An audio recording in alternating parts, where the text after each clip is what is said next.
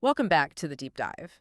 Today, we're embarking on a really crucial exploration. We're looking into the operational realities of artificial intelligence. We're moving beyond, the exciting breakthroughs and getting into the essential groundwork, how we manage and oversee these complex AI systems once they're built and, well, deployed in the real world. Think of it like the ultimate reality check for AI. Okay, let's unpack this. Our focus today is specifically on Chapter 2, Part D of the ASICA Advanced in AI Audit Official Review Manual. It's titled Supervision of AI Solutions, Our Mission. To serve as your expert guides through this absolutely vital chapter, we want to help you understand not just what AI supervision involves, but dig deep into why it's so incredibly important for any organization serious about responsible AI. That's exactly right. For a long time, AI existed largely within, let's say, academic research labs or maybe as theoretical concepts and white papers. But that era, it's firmly behind us now. AI has rapidly permeated, well, almost every single sector you can imagine. It's transitioned from theory to practice, real-world deployment across countless industries: finance, healthcare, manufacturing, customer service, you name it. And as these AI solutions become more common and, frankly, more impactful on our daily lives and how organizations run, robust supervision isn't just, a suggestion or a nice to have. It truly is an absolute necessity. It's the bedrock. It ensures these powerful systems operate as intended, stay reliable, and most critically function responsibly and safely. Because without meticulous, proactive supervision, the potential safety, operational, even ethical problems, well, they could very quickly overshadow any benefits. It's really about maintaining control. And those risks, they're not just theoretical anymore, are they? They're becoming very tangible challenges that organizations are wrestling with every day. So to navigate this complex landscape, we're going to explore several key subtopics today. We'll start with the concept of AI agency. Fascinating stuff, but sometimes a bit daunting. Then we'll move into the practical nuts and bolts of logging and monitoring, seeing what an AI has done. After that, we'll broaden out to AI observability, a more forward-looking approach to understand why it's doing what it's doing, maybe even predict issues. And finally, we'll dive into some common reasons AI systems malfunction using insights directly from the manual. And look, this isn't just for AI developers or auditors. It's really a shortcut to understanding the operational side for anyone who interacts with or is impacted by AI. So let's get started on this deep dive. Okay, so let's begin with this concept, AI agency. For many people, it still sounds a bit like science fiction, right? But it's very much a real pressing operational thing in advanced AI now. When we talk about an AI system having agency, what are we actually talking about? Does it mean it acts independently, makes its own decisions without constant human input? And if so, what are the real-world implications? This isn't just philosophy anymore. No, it definitely isn't. And that's a perfect way to frame it. The core definition, right from our source material, talks about AI's ability to act independently and make decisions. IQ. What this implies, fundamentally, is a shift. AI isn't just a tool executing commands anymore. It's a system that can initiate actions, adapt, learn in dynamic environments, often in ways its creators didn't explicitly program. And this naturally brings up a whole host of complex questions, really deep ones. If an AI acts on its own initiating trades, maybe recommending hires, controlling infrastructure without direct human instruction moment by moment, well, the big question is who's accountable when things go wrong? And that's not a trivial question at all. It's a fundamental challenge for businesses, for legal frameworks, and certainly for auditors trying to ensure control and governance. Let's maybe dig into the practical side of that a bit more. If an AI can make decisions autonomously or even semi-autonomously, where human input is minimal or comes later, the traditional chain of responsibility gets blurry. Really blurry. Think about, say, an autonomous trading AI. Its job is maybe to spot tiny market movements and trade super fast, faster than any human. Milliseconds. Now, if that AI makes a financial decision, maybe due to weird market volatility it didn't expect or a flaw in how it learned, that leads to huge losses for the firm. Or worse, destabilizes the market a bit. Who carries the can? The software engineers who wrote the code, the data scientists who fed it data, the business exec who decided to deploy it, the board.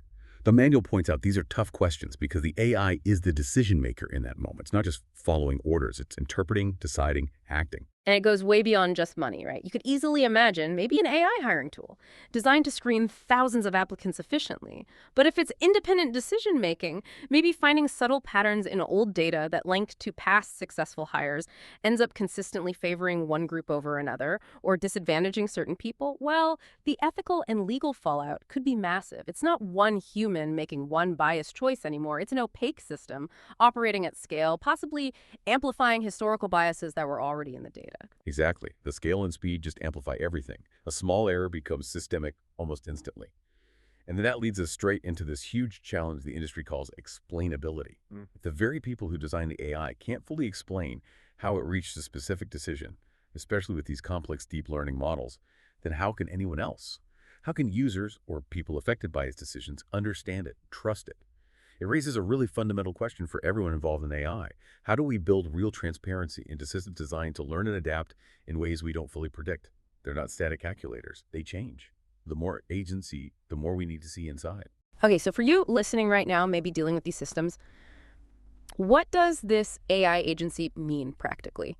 It means that even as AI takes on more independence, organizations have to, urgently implement clear guidance, robust direction for supervising AI decisions, outputs, outcomes right now.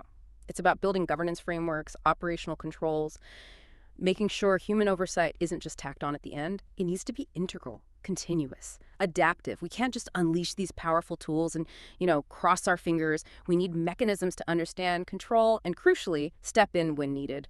That's where responsible AI happens. Okay, building right on that idea of managing agency and ensuring responsible deployment, this is where it gets really interesting, moving from the concept to the nitty-gritty practical stuff. How do we actually see what an AI is doing, especially when it's acting somewhat independently? This brings us to the absolute foundations of oversight, logging and monitoring. Because, look, it's one thing to talk about AI making decisions, but if we can't observe, record, and analyze those decisions later, well, we can't supervise them effectively, or audit them, or learn from them. Exactly. And the challenge here is particularly acute with deep learning models, DL models. As the source material really emphasizes, these models are notoriously hard to understand. To explain why. Well, it's mainly down to their massive data set sizes. We're talking petabytes sometimes, and the sheer, almost unimaginable number of internal variables or parameters they use.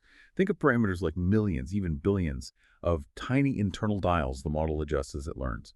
This immense complexity often makes them act like black boxes. You put something in, you get something out, often reliably. But the intricate steps inside that lead to the output, largely opaque, even to the experts. And that opacity is a huge barrier to effective supervision. So this is precisely where comprehensive logging tries to, shine a light into that black box. The goal is to establish what the manual calls a human decision-making path, but within the AI. Conceptually, it's like trying to retrace the AI's chain of thought or its internal reasoning. Ideally, an audit log would give you visibility into the input and output of each significant neural network layer. A layer is just a processing stage inside the AI. Data gets transformed, passed to the next stage. Capturing this level of detail and pairing it carefully with the original input data and the final output, well, that becomes indispensable for debugging, or troubleshooting, for figuring out what went wrong. It's kind of like a flight recorder for an AI. When something unexpected happens, you can rewind and see exactly what happened at each step. Pinpoint the error. Right. So if an AI classifies an image wrong or generates weird text, you could theoretically track back through its log, see how the data changed at each layer, and maybe spot where it went off track. That sounds incredibly powerful for diagnostics. It absolutely is, potentially. But we immediately hit a massive practical wall. The sheer volume of data and the inherent complexity of the models. Deep learning models, especially in busy environments, can process millions, maybe billions of decisions very quickly. Now imagine trying to manually review logs, detailing every tiny step for every single one of those decisions. It's impractical. Impossible, really. The sheer volume would be overwhelming. It would make the logs almost useless for humans, like finding a needle in a haystack that's constantly growing, which is why the manual suggests a really crucial pragmatic middle ground.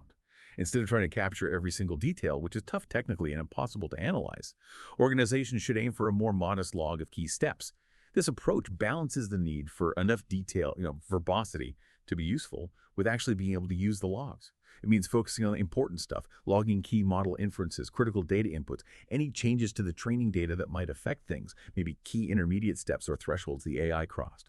This gives you a streamlined but still robust audit trail. And the core benefit here, the overarching point, is that by logging these key things, inputs, inferences, training data changes, organizations empower humans to make, as the manual nicely puts it, judicious moves, meaning informed strategic interventions. Exactly. It's not about constantly micromanaging every little decision the AI makes. It's about having the necessary targeted data to step in decisively when performance drifts, or to understand why it drifted. This ties right back to human oversight and accountability, even with highly autonomous systems. Yeah, so the takeaway is clear. Even if an AI has agency, good smart logging means its actions aren't totally hidden. It provides that critical transparency, allows for human intervention, helps the AI learn and improve, and stops it becoming a completely unpredictable black box. It really is the bedrock of running AI responsibly. All right, so we've covered AI agency, which is fascinating, then the basics of logging, looking back at what happened. Now let's shift gears slightly to something more proactive, more forward-looking, maybe more comprehensive, AI observability. Hmm. It builds on logging and monitoring clearly, but takes it a step further. So, what's the real difference here? Is it just a new buzzword, or is it a distinct shift in how we supervise AI? That's a great question. And yeah, it's definitely more than just a buzzword. While logging gives you that static record, the what happened, AI observability is really about understanding why it happened. And even more powerfully, predicting potential problems before they blow up into failures or hurt performance. Our source defines AI observability as a set of practices and tools designed to ensure the ongoing reliability, accuracy, and trustworthiness of the AI system while it's running in operation. It's about getting deep, real-time insights into the AI's internal state, its health, its behavior, allowing you to proactively manage it. Think of it less like a flight recorder and more like a full diagnostic suite constantly running checks on your AI. And one of the absolute key areas within observability, and probably one of the most complex, is data pipelines. AI models, especially the big ones, don't just exist in isolation. They're trained on huge data sets, yes, but then they run on new data flowing through these incredibly intricate multi-stage pipelines. These pipelines involve so many steps: collecting raw data, cleaning it, transforming it, maybe feature engineering, tokenization for language models, breaking text into numbers the AI understands, and finally feeding it into the model for training or making predictions in real time. The big challenge, and where observability really helps, is that problems can pop up at any of these steps. A subtle issue with data quality early on, or a processing bottleneck somewhere. It can cascade down and cause major model failures or bad outputs much later. So, you're saying it's not just watching the final output, but the whole journey of the data into and through the system, every transformation stage. That sounds much more holistic. Exactly. That's the key. Proactive monitoring. Observability means keeping a close eye on key data elements at different critical points in the pipeline and also on the health of the pipeline itself.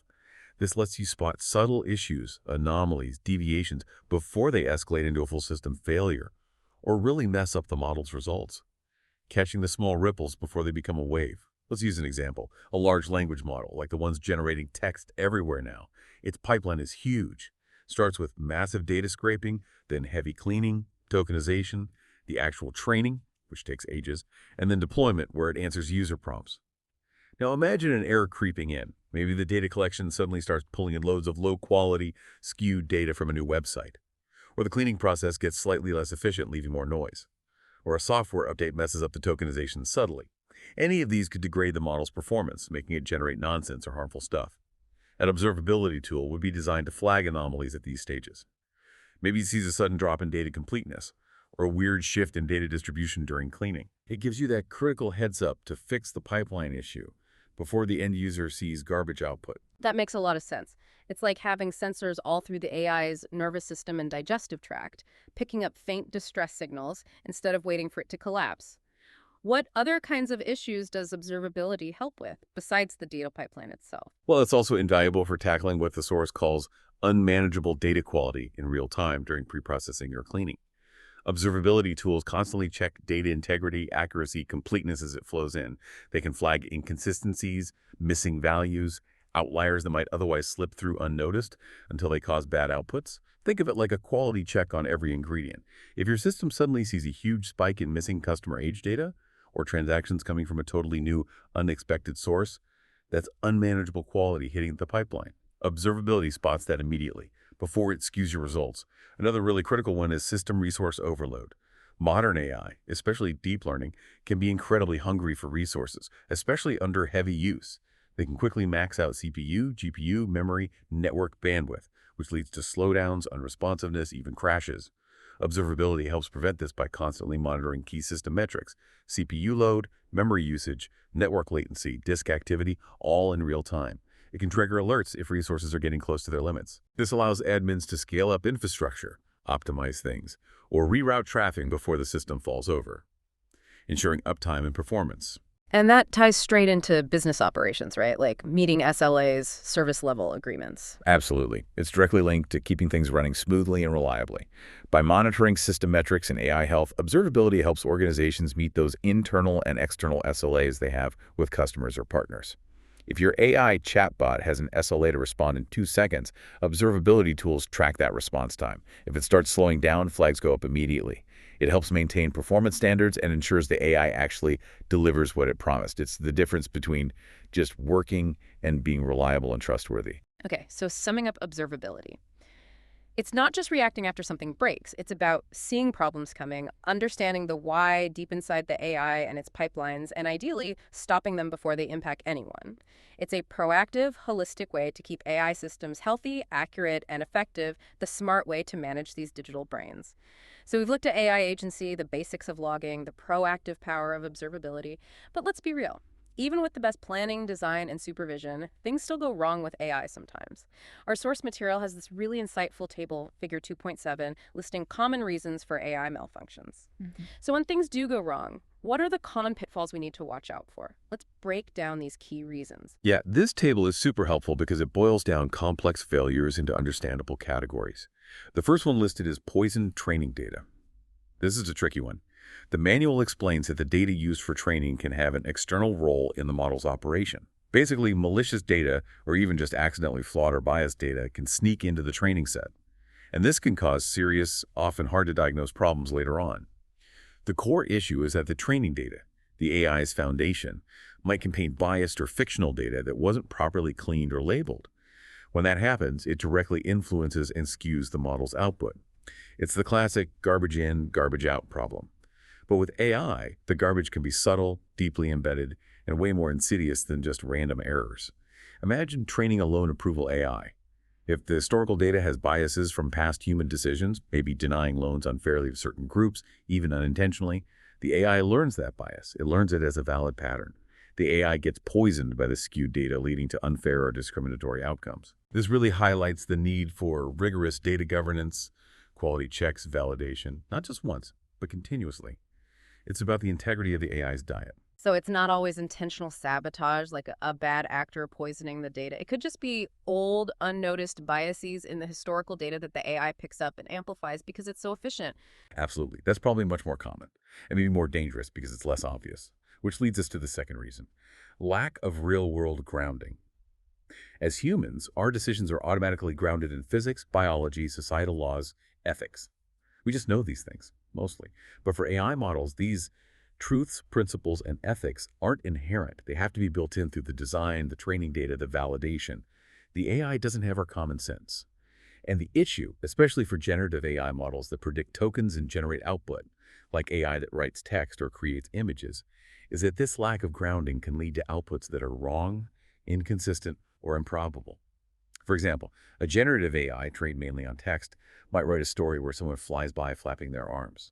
Physically impossible, but the AI doesn't inherently know physics unless it's been taught it effectively. Or more seriously, an AI giving legal advice might suggest something that violates actual laws because its training didn't sufficiently ground it in real-world legal principles or procedures. This really speaks to the need for diverse, robust, ethically curated training data. And often, human-in-the-loop validation is crucial to make sure the outputs are not just plausible sounding, but actually sensible and responsible in the real world. The AI needs to be smart, sure, but also grounded. That's a great point. Not just computationally intelligent, but sensible within our world's framework. Okay, what's the third major pitfall from the manuals list? The third one is ambiguity in data input. This is about the data the AI receives during operation. For an AI to make a good inference, a good prediction, the input data needs to have the right encoding necessary for the model. Basically, it needs clear, unambiguous signals. The problem comes if the model doesn't get sufficient data inputs, or if the input it gets is skewed, biased, or harmful. When that happens, the model may respond with inaccurate outputs. Take image recognition. If the input images are poorly lit, low-res, blurry, or taken from weird angles, the AI might misclassify things. It just doesn't have enough clear information. Or think about a chatbot. If you give it a vague prompt or try to trick it with adversarial input or just type a messy query, it might struggle to understand what you want.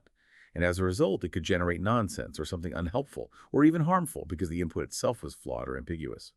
This really underlines the importance of good data quality control at the input stage and building robust input validation into the AI system itself, making sure it gets the clear, sufficient, unbiased data it needs to work properly. Yeah, it's really striking how interconnected all three of these are, isn't it? Data quality, whether it's the training data or the live input data, and the broader ethical stuff like grounding and bias.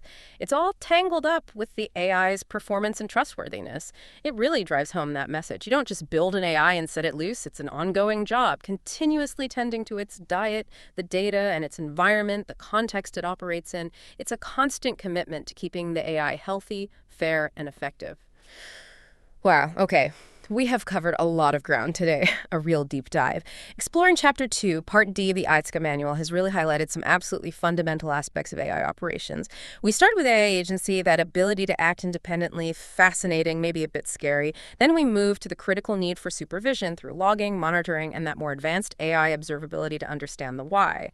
And all of this is aimed at preventing malfunctions related to things like data quality and making sure the AI is grounded in reality. And I think what's really fascinating here, and what I hope really sticks with you, the listener, is that understanding these concepts, well, it isn't just for AI developers or auditors anymore. Not at all. It's fundamentally for anyone who interacts with AI, whether you're building it, deploying it, or just using it in your daily life or work. The life cycle of AI is continuous. Supervision isn't a one-off check at deployment. It's ongoing, adaptive, dynamic. It needs constant vigilance, analysis, and the ability for humans to make those judicious moves we talked about. The old set it and forget it approach from traditional IT. That just won't cut it for these learning systems. Exactly. So this deep dive hopefully gives you a really good shortcut to being well informed about the real operational challenges and the safeguards needed for responsible AI. You should have a much clearer picture now of what proper AI governance looks like in practice, well beyond just building the thing initially. And this brings us to a really important, maybe even provocative question for all of us to think about moving forward.